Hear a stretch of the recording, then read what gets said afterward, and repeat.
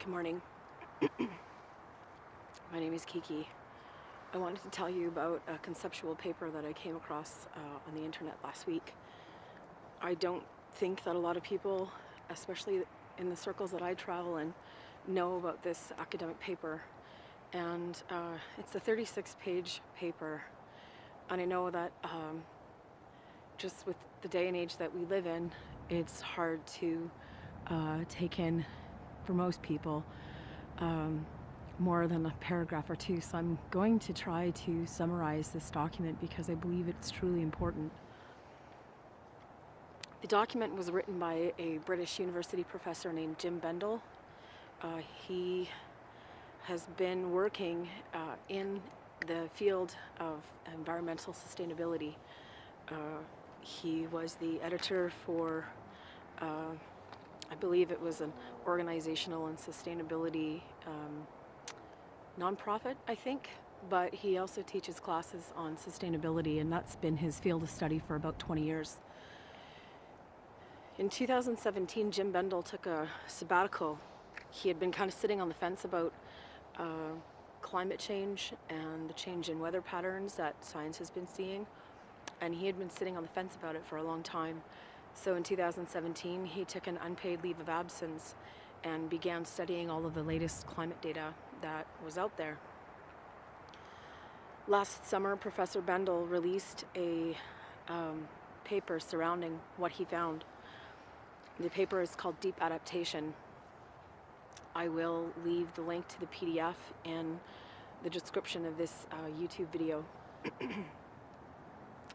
He sent his paper to an academic journal for peer review, and the anonymous peer reviewers did not reject it. They requested revisions. The revisions that they requested were surrounding multiple points, mainly things like the data that Jem was sharing in his paper had already been put out there, that he was sharing nothing new. But the main consensus was that he wasn't giving the reader enough hope. The basic premise of Jem's paper is that the field of sustainability and the business of sustainability is no longer viable because we are past the point of return. There is nothing that we can do to avoid environmental collapse, that it is incoming, and even if we shut all the factories down today, even if we stopped our mass consumerism, even if we ended natural resource extraction, it won't reverse what's already being done. There are almost 100 climate-related scientific type papers in the back end of Jem's paper. I would say probably 80% of those papers are about the climate science that he read through, coming to his conclusions. I, of course, made some notes on some index cards. It's cold out here. Hoping to make sure that I included what was, what I thought was important. What he did when he first went down the road of trying to, formulate a conclusion for himself was to look at who's studying environmental collapse, who's studying economic or societal collapse, who's studying human extinction, and he didn't find a heck of a lot of papers, so science isn't really digging into this. He talked about the warming of the Arctic, the ice melts being seen at the poles and in places like Greenland, the shedding of the ice in those same places, the impact of this on the global climate, the impact of this on all coasts around the world, the impact of such a huge energy release into the global climate and how that's impacting weather patterns and things like agriculture. He talked about the coral reefs and the acidification of the ocean. He talked about the increase of methane in the environment.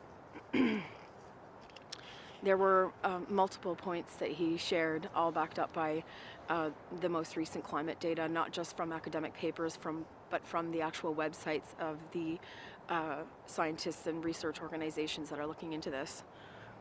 Um,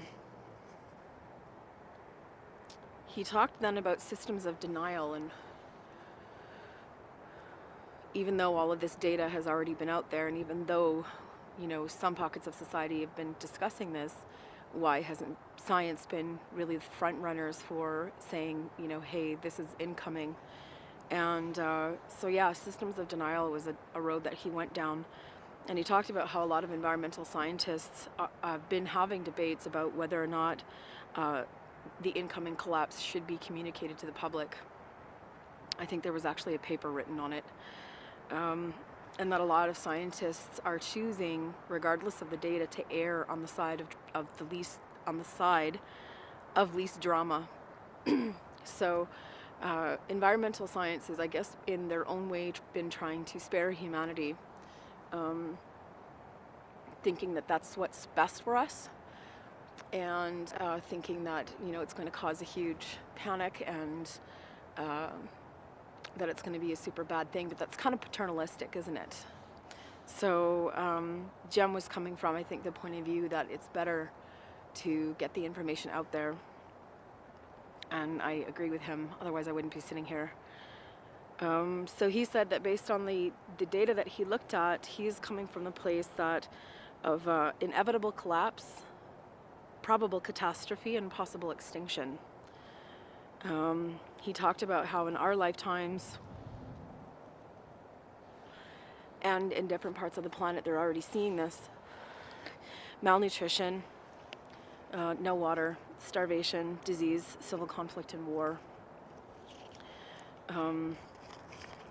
He talked about how there is no adequate response to what's coming.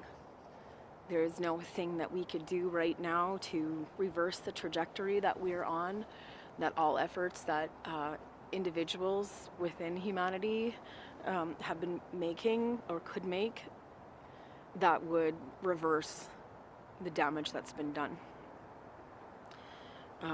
even if we shut everything down. So at this point, it's about things like, actually no, I want to back up for a second. He also talked about linear and non-linear change. He said the climate data at one point was linear. It was on a graph, and let's say you've got a graph like this, and it was just going up like this. That's called linear change, as far as actual statistical data goes. What the climate data has been exhibiting is things like this.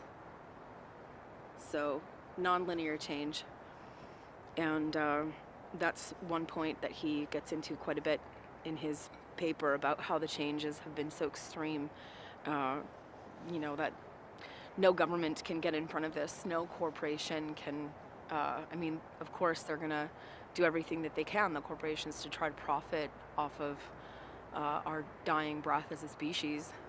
That is capitalism for you, and commercialism. But he definitely asserted that, we're not all going to make it, and that the best thing that we could do is band together in small groups and try to work together. That, once we don't have water or electricity, what are we going to do? And that, forming communities with our neighbors is probably one of the best things that we could do. He talked about 3 concepts, and I think he just added a 4th, because when I came across this document, it was 3 a.m. in the middle of the night last week, and probably an hour before I came across the document, he had just come out with something called the Deep Adaptation Forum, and it's for people and professionals around the world that have information and skills to offer, resources to offer the public, and to discuss how we are going to go forward, knowing that the end is incoming. Jem also estimates that the collapse is going to happen in less than 10 years, and I think if we were to look at places like Yemen and Venezuela and Puerto Rico, it's already happening in some of those quote-unquote third world countries. So 4 concepts: resilience, what do we want to keep going forward? Relinquishment, what do we need to let go of in order to not make things worse? Restoration, what can we bring back to help with coming difficulties and tragedies? And I think the fourth one, I can't remember the fourth one, but it's somewhere on his website. He started to talk about it. He's just having a lot of conversations with people around the world about this, and I believe that over 200,000 people, as of when I came across it last week, had downloaded his PDF, and this document has gone viral just by word of mouth, not through media. If you were to Google the hashtag, search the hashtag for deep adaptation on Twitter, for example, I think the first hashtag only came out the start of 2019, maybe a little bit later than that, and his paper's already been out since the summer of 2018. So deep adaptation going forward, of course it comes along with the agenda that we need to change, but it also starts from the standpoint that the collapse of society and the world and the environment as we know it is inevitable. So he talked about grief in his paper. He talked about death. He talked about what does it mean to know that the end is coming. He talked about general society's issues with facing the end. And on his website, he did leave quite a few resources for people dealing with the emotional impact of finding out this information. I tried to condense a 36-page document into, a short YouTube video, and I hope that I saved you some time. Like I said, I already told you that there was almost 100 books and resources between books, websites, and scientific papers that Jem has based his conclusions on. There are 7 pages citing those references at the end of his deep adaptation paper. The very last portion of the paper is Jem Bendell's explanation as to why he refused to revise the paper, why he refused to change his wording and say, there's hope and we can do this and we can do that. Jem actually resigned from quite a few things that he was involved in order to take a step back and spend more time with his family and spend more time with people talking about deep adaptation to try to, see how he can help others and help himself and his family live out, the next roughly 9 or so years before things are so bad that we're going to see, a large portion of the global population pass away. I was really conflicted about sharing this video. I have 2 children myself, and I am stuck in a large metropolis in Canada, and I'm still processing this information. I know that for me, I want to, between now and whatever comes, live my life to the best of my ability. I had a conversation with my children about death last week. There are some things happening in my personal life where death is becoming a very common topic right now. And so we've been having to have those conversations about such things. And both of the young men that are in my life, my sons, had quite a bit to say about living a good life and meeting death with nobility and honor and no fear.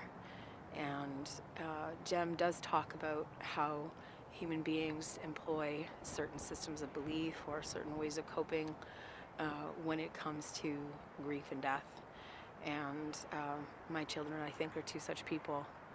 So I don't know what this information is going to mean for you, but I really hope that you seek Jem Bendell, Jembendell, out on the internet. You can read his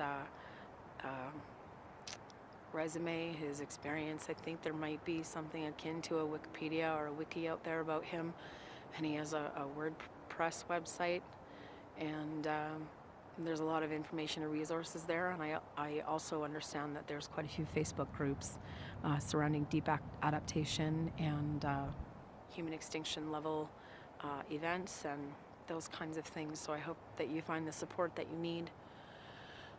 One of the concepts that he talked about was radical hope. I guess that's where I'm coming from, is radical hope. The circles of people, amazing people that I travel in, we've kind of discussed for quite some time that things are looking really bad out there, and they have been really bad out there for a lot of people. But we're not seeing these catastrophic numbers die off, let's say like Africa has, or Yemen has, or any of these other heavily impoverished countries that have been exploited, by these imperialist type, capitalist, consumerist nations like Canada and the United States. So, yeah, if there was any time to hit the streets, it'd be now. I found out last night when I was doing just a tiny bit of background research for something sort of related, that there is a global climate strike happening this coming Friday, March 15th, and that the young people around the world are coordinating it. And so, I don't know, there's got to be, I can't say solutions because I don't want to give anybody false hope.